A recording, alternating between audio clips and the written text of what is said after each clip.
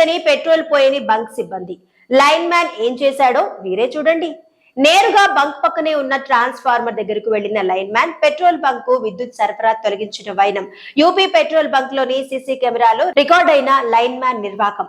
ఉత్తరప్రదేశ్ ప్రభుత్వం అమలు చేస్తున్న no helmet no petrol rule వల్ల హాపూర్ లోని ఓ పెట్రోల్ బంక్ అంధకారంలో మునిగింది. ప్రభుత్వ రూల్ పేరు చెప్పి తన బైక్ లో పెట్రోల్ పోయలేదనే కోపంతో ఓ లైన్ మ్యాన్ ఆ బంక్ కు కరెంట్ సరఫరాను కట్ చేశాడు.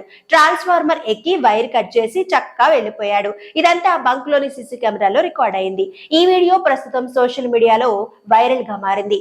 యూపీలోని యోగి సర్కార్ కొత్త ఏడాది నుంచి రాష్ట్ర వ్యాప్తంగా ఉన్న పెట్రోల్ బంక్లలో no helmet no petrol rule అమలు చేస్తోంది. హెల్మెట్ పెట్టుకోకుండా వచ్చిన బైకర్ కు ఎట్టి పరిస్థితుల్లోనూ పెట్రోల్ పోయొద్దని బంక్ యాజమాన్యాలను ఆదేశించింది. బంక్ల సిబ్బంది కూడా ఈ రూల్ ను ఖచ్చితంగా అమలు చేస్తున్నారు. ఈ నేపథ్యంలో హాపూర్ లోని ఓ బంక్ లోకి ఓ వ్యక్తి బైక్ పై వచ్చి పెట్రోల్ కొట్టాలని కోరాడు.